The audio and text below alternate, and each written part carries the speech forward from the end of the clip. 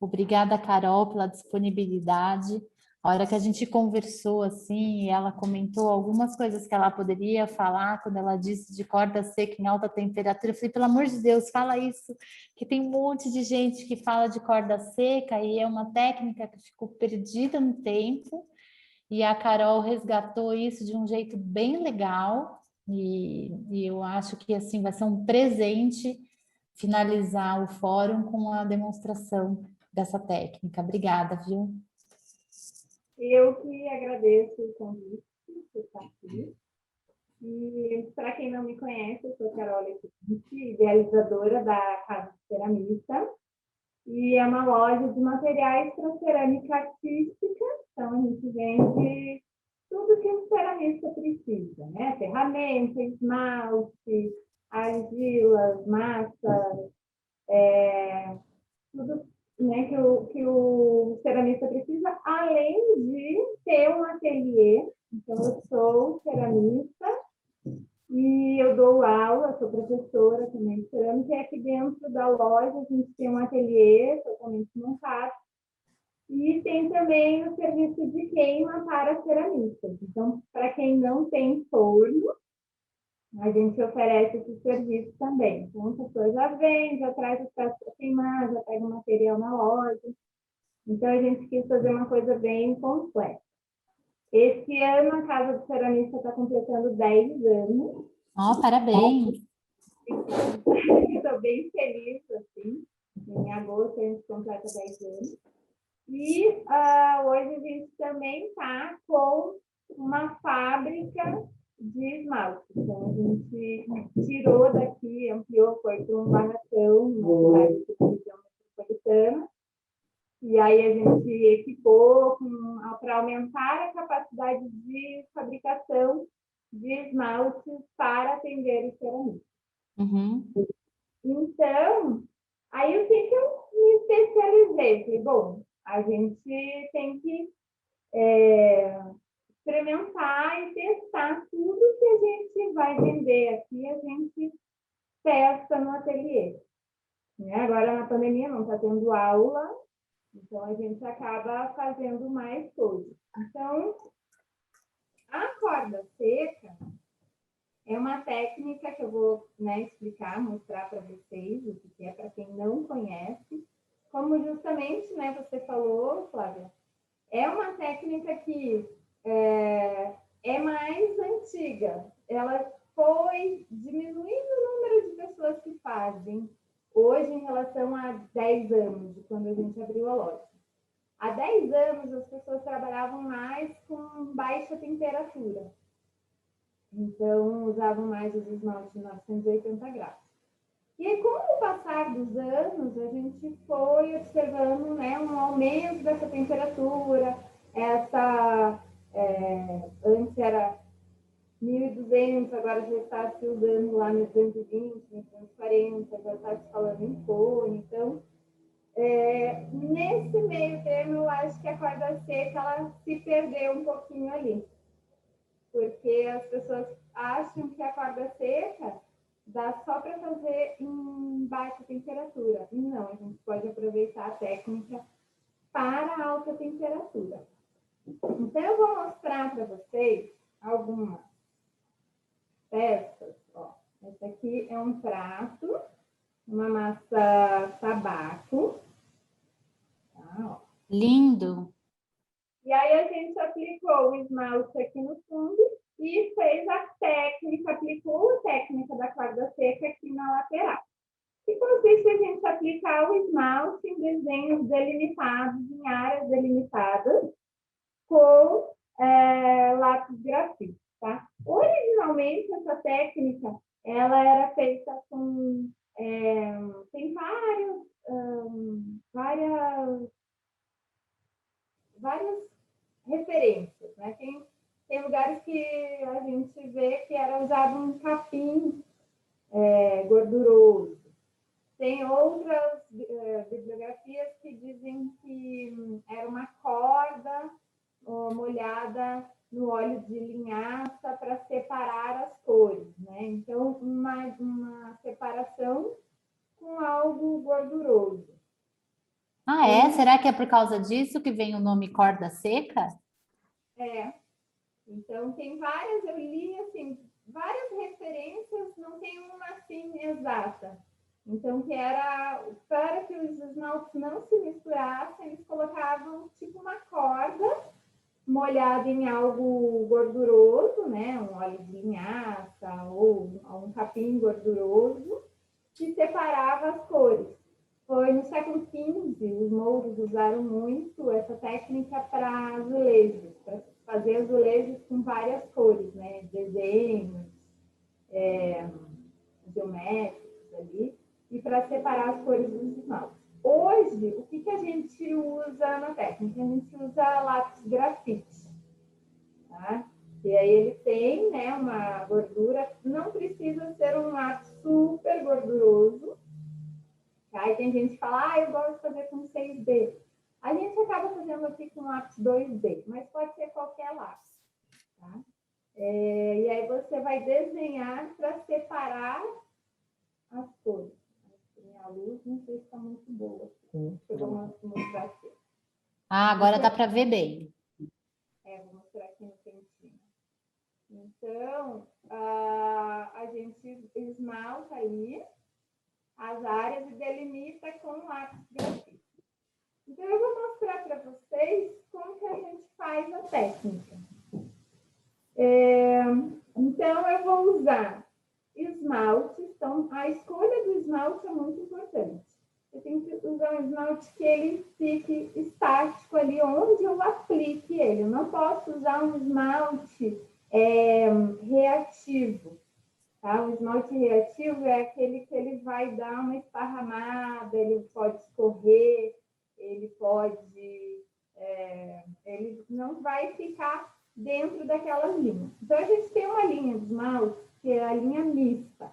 Ela pode ser queimada tanto de 980 graus até 1240 graus. Então, com cores opacas, né? Opaco que eu quero dizer que não translúcido, que dá cobertura, que cobre bem o fundo. Essas ficam com um resultado bem interessante e ele não escorre. Então, aonde eu aplicar...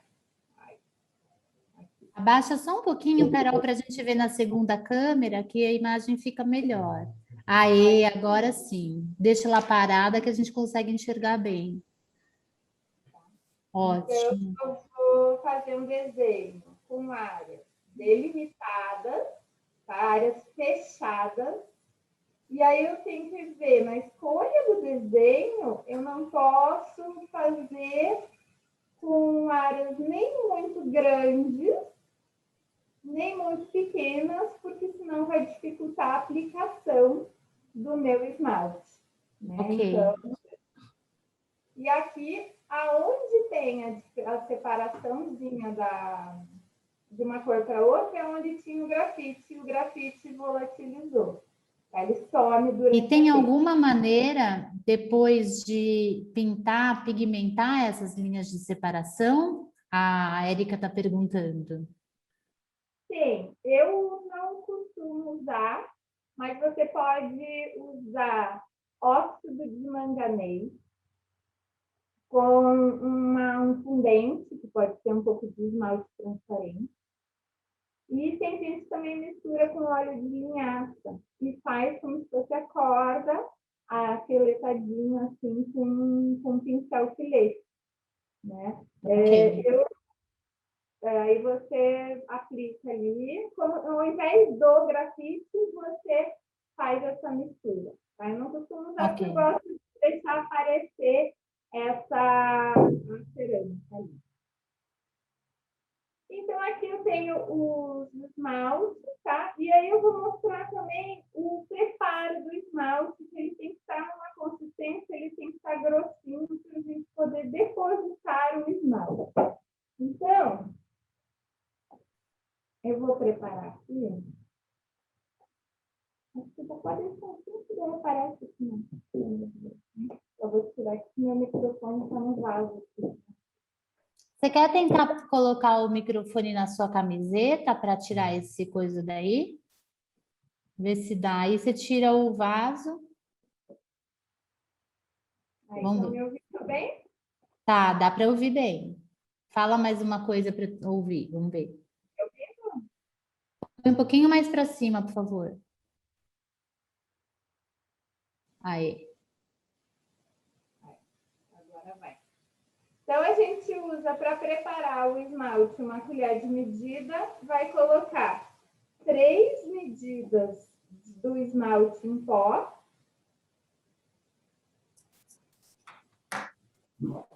3 medidas cheias do esmalte em pó. E aí eu vou colocar 2 medidas de água. É a mesma medida.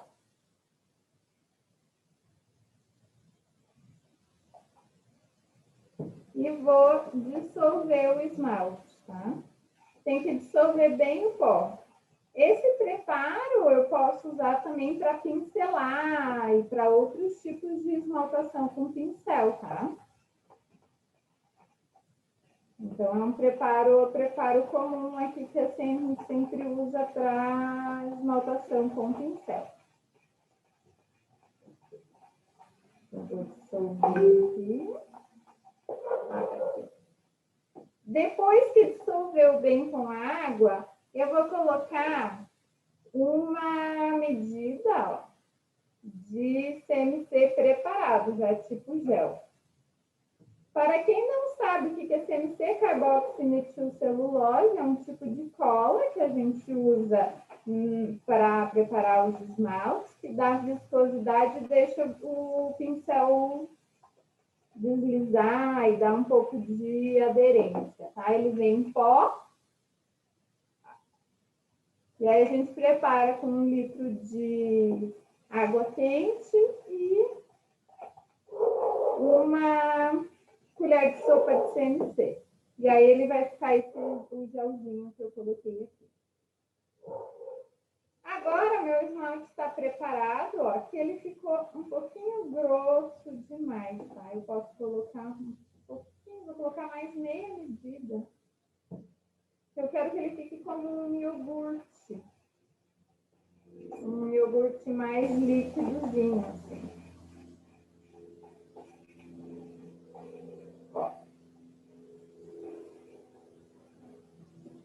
Então, ele tem que estar fluido. O pincel que eu vou usar é pincel redondo, de cerda macia, porque eu tenho que juntar a tinta aqui com o pincel, tá? E outra coisa que eu vou mostrar para vocês, então tá aqui, meu esmalte está pronto, tá? Então eu já volto lá no esmalte para mostrar para vocês. Pergunta, por favor. Agora, eu pego a minha peça de cerâmica, tá? Aqui eu tenho um prato em massa de alta temperatura. E se eu não tenho habilidade para fazer o desenho, aí eu posso fazer assim, ó. Eu posso pegar um papel carbono, que é um papel carbono mais sequinho, ó, de máquina de escrever. Agora é mais difícil de achar, mas não pode ser um carbono muito gorduroso para não manchar muito aqui a peça. Tá? É um carbono que você, ó, passa o dedo aqui, ó, ele não suja o meu dedo. E aí, aqui eu tenho o desenho, o carbono e a fita crepe. Então, eu grudei aqui a fita crepe no desenho, no carbono e na peça, para ele não ficar dançando, e passei todas as linhas do desenho. E aí eu tenho o meu desenho aqui na cerâmica. Aí eu vou pegar um lápis comum, é um lápis 2B, tá? Se você quiser, eu quero fazer com lápis 6B, não tem problema, pode fazer, só que daí ele vai ficar, a separação entre os esmaltes vai ficar maior. E se tem gente também que faz com lapiseira. E aí fica um traço bem fininho, bem delicado, os esmaltes ficam bem pertinho, fica bonito também, com uma lapiseira bem fininha. E aí aqui a gente faz com 2D mesmo. E aí eu vou vir aqui e vou traçar todas as linhas do meu prato com o lápis grafite, tá? Para eu não ficar desenhando aqui, eu já tenho um prato pronto. E daí que eu tenho aqui, tá embrulhadinho, que eu já comecei a esmaltar ele. Para ele não pegar pó, eu deixei ele embrulhadinho. Depois que a gente esmalta, tem que cuidar para a peça não ficar com pó em cima, não pegar pó em cima do esmalte já aplicado, né? Então, aqui eu tenho, ó, um prato já riscado, já com todo o grafite aplicado, e aqui eu já comecei a aplicar. Eu sempre começo do meio e vou seguindo para fora, tá? Então, eu faço aqui, depois aqui, depois aqui. Então, agora eu vou mostrar para vocês aqui como é que a gente vai aplicar. A linha, Carol, tá bem grossa, né? É importante isso, a linha que você desenhou com o lápis. Então, eu gosto de fazer essa linha grossa, porque eu gosto desse efeito aqui, ó. Tá. Mas você pode usar lapiseira bem fininha, traçar uma linha bem fininha. Mais fininha. Mas aí fica mais difícil de aplicar o esmalte. Então, você tem que ter um pouco mais de habilidade. E você pode usar o lápis 6B, o que eu acho que ele fica muito grosseirão e ele borra muito, espalha grafite por tudo. Então, por isso que eu prefiro o lápis 2B. E aí ele dá um efeito interessante. E gosto também de deixar algumas áreas da cerâmica aparecendo. Certo. Eu gosto de trabalhar com essa... com a textura da cerâmica. Da própria cerâmica, sim. Mas eu posso também aplicar esmalte na peça inteira, no fundo inteiro. A gente tem a foto, Felipe, dessa...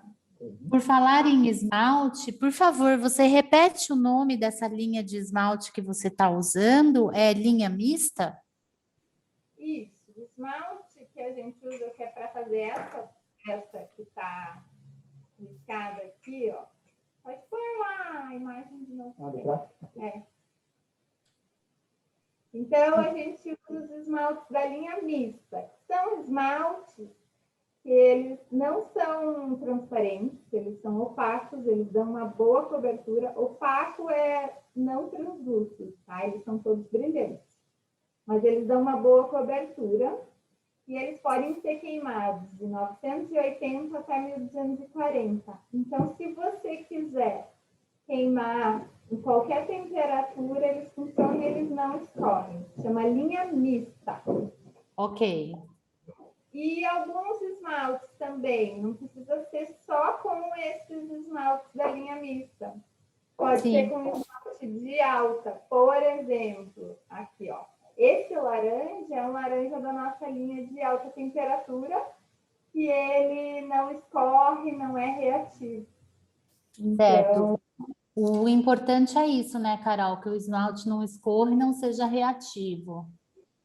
Exatamente. Porque se ele for reativo, ele vai, quando derreter, ele vai esparramar e vai acabar pegando em cima da linha ali de grafite. E o grafite a Denise, desculpe. A Denise perguntou se ela pode usar um esmalte que ela mesma formulou. Pode, com certeza. Se ela souber que esse esmalte ele não escorre, onde ela aplicar, ele vai ficar, né? Principalmente se eu vou fazer uma peça vertical, um vaso, assim, né? E aí ela pode usar. Ok, muito obrigada. Então, a minha sugestão para quem nunca fez, começar num prato ou numa peça mais plana, né, uma placa, a gente fez essa placa de número aqui para a loja, ou um prato, começar do centro para fora. Sempre tenham um papel, deixa eu pegar, ou um plástico, eu vou usar o plástico aqui que é melhor. Você vai pôr aqui e vai começar a esmaltar, e aí para você não ficar colocando a mão e não ficar pegando gordura da mão no prato, na peça, você pode, é importante que você ponha um papel ou um plástico. Isso é uma dica muito boa, hein? E aí você não borra o grafite e não Sim, passa a gordura da sua mão para a peça. porque se borrar esse risco, você vai ter um monte de falha na pintura depois, né? Exatamente. O grafite ele tem ali uma gordura, né? E ele, onde pegou o grafite, o esmalte pode não pegar, né? Pode atrapalhar a aderência do esmalte. Então, eu estou aqui com esse lilás, tá? Que é da aqui, e eu vou aplicar na peça. Sempre importante mexer bem o esmalte, porque o esmalte está preparado, como eu demonstrei para vocês ali no início. E aí, eu vou ver com o pincel redondo, tá? Ó, um pincel redondinho. E aí eu vou molhar o pincel, ó. E eu vou deixar uma, tá vendo? Quase uma gotinha ali, ó. Opa! Sabe? Ele quase que, ó, pinga ali uma gotinha. Tem que estar bem molhadinho. E aí eu vou colocar lá, e a cerda do pincel não encosta na cerâmica. Então, uma professora minha, quando eu aprendi corda seca, o Deck, ela é maravilhosa. E ela me ensinou a ser como uma valsa. Então, você vai para lá e para cá, para lá e para cá, e vai trazendo o esmalte para que ele seque todo por inteiro. Então, você vai puxando a gota.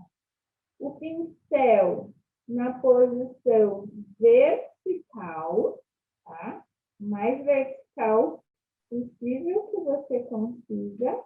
E aí você vem trazendo lá. Não sei se dá para ver bem. E aí você vem trazendo e não encosta a carga do pincel. Tá? Deixa eu ver se eu consigo fazer um. Ó. Então, eu botei, olha, tem uma gotinha lá, quase que eu vou deixar essa gota cair na cerâmica e vou puxando para as bordas. Por que é que a gente tem que cuidar para o desenho não ser nem muito grande, nem muito pequeno? Porque se ele for espacinhos muito miudinhos, eu vou ter dificuldade na esmaltação. E também, se a minha área for muito grande, também eu vou ter dificuldade com que o esmalte seque todo de uma vez. Mas tá vendo? Ele tem que ficar um relevinho, um voluminho quando está aplicado. Não sei se vai dar para ver. Ele Ah, dá fica para ali, ver sim. ele tem que ficar gordinho, assim, o esmalte altinho mesmo. E que o bonito é esse relevo. O que acontece? Olha aqui, que eu dei uma borradinha ali, tá vendo aqui? Eu dei uma Sim. borradinha. Eu vou esperar secar bem, até ele ficar bem clarinho, bem branquinho. E aí, como é que eu vou limpar aquela borradinha? Eu vou pegar a palito de dente, tá? E a hora que ele estiver bem sequinho, tá? Que não é o momento agora, mas eu vou fazer aqui nesse outro que já tá seco. Ó, aqui tem uma bordinha, ó. Eu vou vir e vou passar Ah, é pra... verdade, tá sujinho ali. Tá? Aí você limpa. Aí eu limpo. Ou outro exemplo, eu estou lá esmaltando. E tem uma cor do lado da outra. Vamos fazer aqui, vou dar um exemplo aqui. Eu esperei secar e tal, mudei de cor e vim esmaltar esse ladinho. E aí eu comecei a aplicar aqui e de repente querer eu subir aqui. Tá? Porque essa cor aqui não tá boa, tá bem na cor do seu. Vamos ver. Digamos que eu estava esmaltando Certo. uma cor na outra cor. Eu vou esperar secar bem sequinho, tá? E eu vou vir com o palitinho bem, vou raspando bem devagarinho. O que vou tá por cima. o que está por cima. E aí eu não estrago o meu desenho, eu consigo continuar ali, não preciso repintar a cor de baixo, e a de cima eu consigo aproveitar. Em volta dessa flor aí no meio, você tá com um esmalte bem clarinho, né? Eu queria aproveitar e fazer uma pergunta da Alicia. Ela está perguntando se ela também pode conseguir um efeito bem opaco com um esmalte misto na cor branca. Sim, você pode usar o esmalte branco. Eu não sei se eu entendi direito, mas ela pode usar o esmalte branco também. Pelo que eu entendi, se dá uma boa cobertura para cobrir a peça, né? Sim, aqui no caso, ó, a gente usou branco. É isso, olha lá, Alicia, ela usou o branco. E a Olivia Cossack está perguntando se depois que você terminou de pintar toda a peça, é necessário passar um esmalte transparente em tudo. Não, a gente não aplica, tá? Se eu for para passar esmalte transparente, eu prefiro fazer duas vezes. Tá? Tradicionalmente, as pessoas que trabalham com uma corda seca, de baixa temperatura, mais tradicional, né? Como alguns anos atrás, que era bem conhecida, para você passar um transparente nas áreas ali, no resto, você faz duas queimas. Você faz todo o desenho, queima, e depois aplica o transparente e queima de novo. Eu não gosto muito de fazer isso. Normalmente não faço. Tá? Normalmente, eu trabalho assim, ó. Então, não é necessário passar esmalte transparente. O esmalte já vitrificou. Uhum. Trabalha lá, por exemplo, aqui é uma tabaco, tem mínimo 240, vai chegar ali uma temperatura que a massa fica com uma porosidade bem baixa, não tem necessidade de passar esmalte transparente, a não ser que você queira, aí você pode. Porque você tem razão, fica muito bonito esse contraste do sem brilho da massa com o brilhante do esmalte, né? Fica muito interessante esse contraste. Então, é a maneira que eu gosto de trabalhar, mas eu acho que cada um tem um jeito. Mas Sim, eu gosto claro. de pôr um brilho e quero impermeabilizar a peça inteira. Você pode também ver, terminou a sua pintura da corda seca, aí você vem contornando, né? Mas de preferência com transparente, porque áreas muito grandes é difícil de você manter uma regularidade. Aqui, como é que eu resolvi? Em vez de fazer todo o fundo creme, porque era uma área muito grande, e para eu fazer com que o esmalte secasse ao mesmo tempo, eu fiz essa faixa diminuindo a área, para não ter que pincelar e ficar contornando, e correr o risco de alguma área ficar com menos camada e ficar tudo manchado. Ou, por exemplo, se eu faço uma área grande, ele não seca, ele fica todo ondulado, o esmalte, fica cheio de celulite, assim. Sim. E aquela outra peça que você pegou também tem esmalte branco, então ilustra bem a pergunta anterior, que ele dá uma boa cobertura. Olha, você tem esmalte branco aí, né? Dá para ver bem. Dá para fazer com esmalte transparente, tá? Mas que seja assim, translúcido, colorido, né? Sim. Mas eu acho que o contraste é mais interessante quando o esmalte é opaco.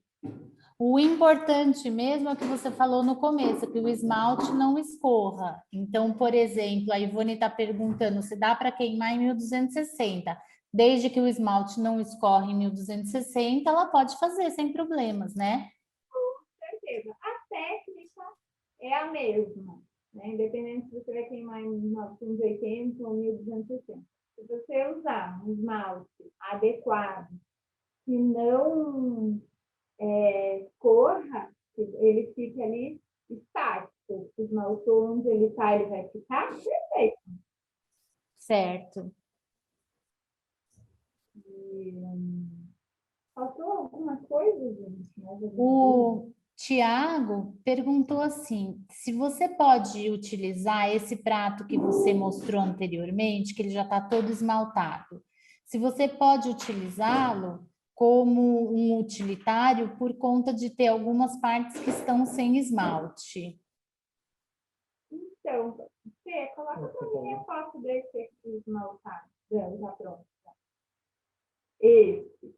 Nesse caso, tá vendo que tem um contorno que está na cerâmica, né? Esse é um prato decorativo. E, agora, se for servir um bolo, uma coisa mais seca, se eu queimar na temperatura que sinterize a massa, que a massa seja menos porosa, não acho que seja um prato nem que combine, né? Para você servir uma refeição ali, eu acho que é um prato mais para você servir coisas mais secas. Eu acho que a Sim, técnica nem combina. Se você esmaltar toda essa área ali que está na cerâmica, ali na tabaco, sem esmalte, se você esmaltar com uma outra cor qualquer, ou passar o transparente, aí você pode usar o titário, mas vai ter ainda os entremeios do esmalte que vai estar na cerâmica também. exato, é. Inclusive, a Bia do Barro, ela comentou aqui que ela pintou pratos grandes numa fábrica de pisos e os esmaltes eram de várias cores, mas eles não se misturaram. Ela não precisou usar essa técnica. Só que, por outro lado, também não ficou com esse charme do espaçamento entre um esmalte e outro aí que você garante quando você faz a linha prévia, né? A outra coisa que eu faço para garantir também o espaçamento é depois que eu pinto, eu Tá. venho com o grafite, eu gosto disso. Aqui é meu pote. Eu gosto disso. Eu gosto de vir e passar o lápis para definir bem a linha. Ah, Na interessante, olha lá. peça inteira, eu venho e passo o lápis de novo. Acaba dando uma engrossada na linha, mas ele dá assim, um acabamento, uma finalização que dá um capricho maior na peça. Então, eu venho Certo. e faço tudo. Aqui, cuidar com, né, pegar e varrer com um pincelzinho macio, um branco, sabe aquele pincel rápido? Eu acabei nem Sim, pegando. Aí esse pozinho aqui eu venho e e dou uma tira. varridinha, né, com pincel. E tem uma pergunta questionando se você pode usar aquelas bisnaguinhas para aplicar o esmalte, ao invés de usar o pincel e puxar a gotinha. Pode, pode. Eu acho que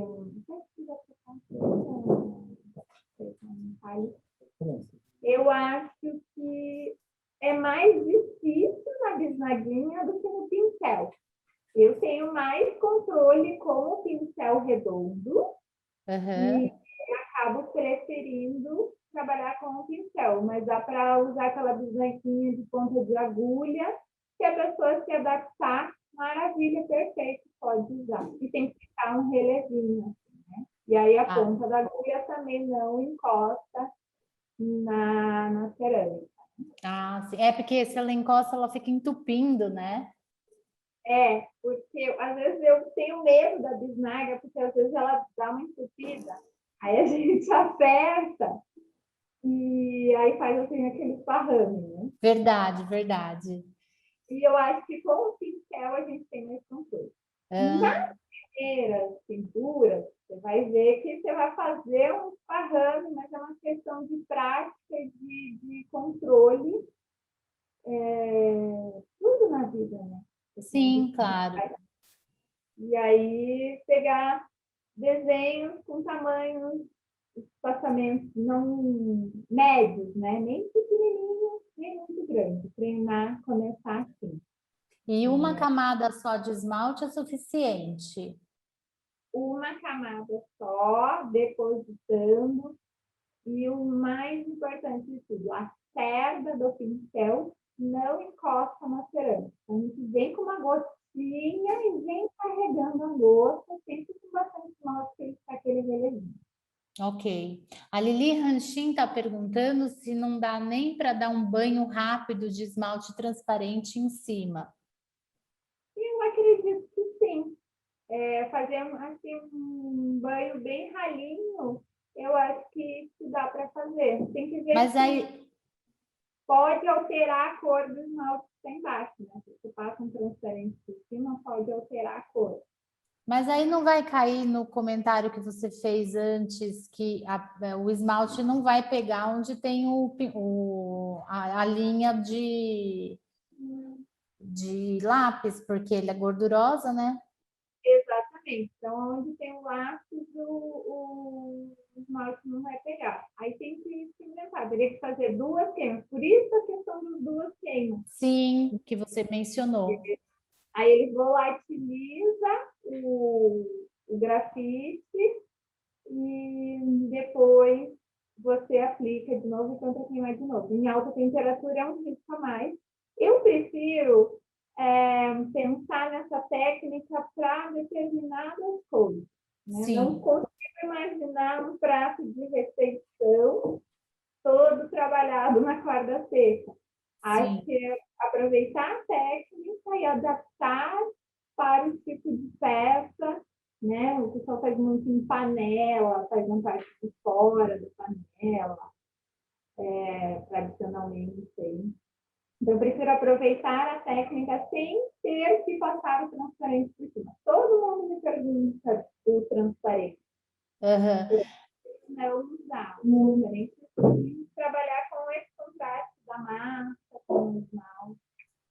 A Eliette, ela está comentando que viu uma pessoa fazendo um azulejo e antes usava um stencil, tipo uma tela de silkscreen, fazia o desenho e depois ela aplicava o esmalte. Você sabe se isso é possível? Como é que poderia ser utilizado?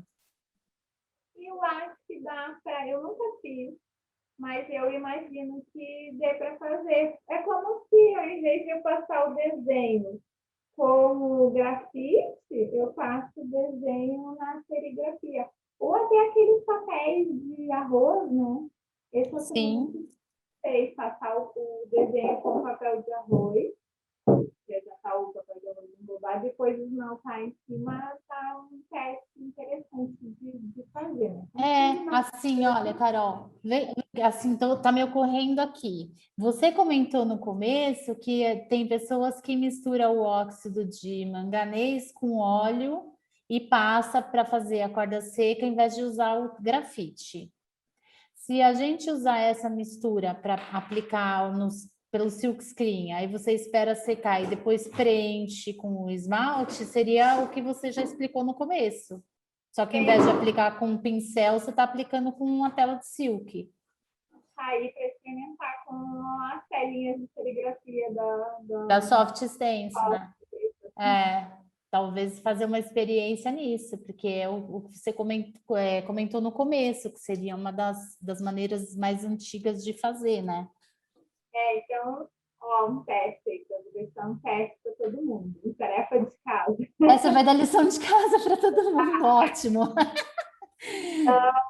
Óxido de manganês, um pouquinho de esmalte transparente, daí óleo de linhaça, faz uma pastinha ali, talvez tem que ver se não vai precisar colocar aquele pozinho, um espessante ou um pouquinho de CNC para espessar isso. Pega, compra o stencil da Fox, e faça lá o desenho e depois esmaltar. Eu acho que vou fazer. Depois você conta pra gente. Vou fazer quem quiser. Opa, travou ali a Carol. Agora voltou, deu uma travadinha. Voltou? Você está me escutando? Estou escutando. Ah, o Carol, sabe, hoje numa apresentação, a ceramista disse assim, uma ceramista suíça disse que ela vê que a cerâmica ela só vai ter futuro se a gente tiver um pezinho na tradição e fizer alguma inovação. E eu acho que não poderia ter fechado de melhor maneira do que com a sua apresentação, que pega essa técnica que é muito tradicional na cerâmica. Eu acho que a primeira impressão de cerâmica que eu tenho, a cerâmica de, não a porcelana, né, que minha mãe pintava, mas a cerâmica mesmo de grés, de terracota, era a corda seca que se fazia antigamente. Então, você pega essa tradição e você está trazendo com uma linguagem completamente nova. Acho muito legal, assim. Obrigada, viu? Adaptado para o que a gente mais próximo do que a gente tem feito hoje, da temperatura, do esmalte, Isso. adaptado para a realidade atual. É. Eu queria colocar no final, ali para encerrar, um texto.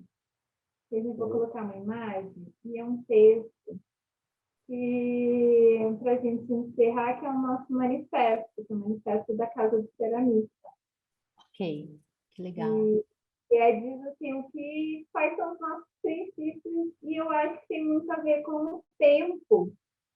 E eu vou ler, e é o tempo que a gente está vivendo que tem tudo a ver com a cerâmica. A gente está numa ansiedade para sair desse momento, para a gente poder se reunir, mas a gente tem que esperar e não pode apressar o tempo da cerâmica e nem da pandemia, né? Então,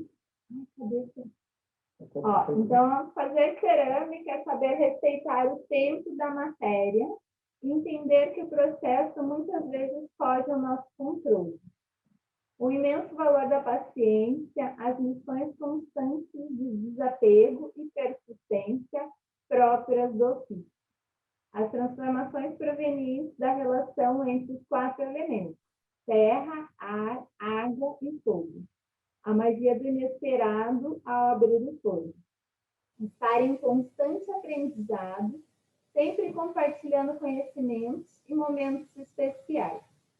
Que lindo. Finalzinho.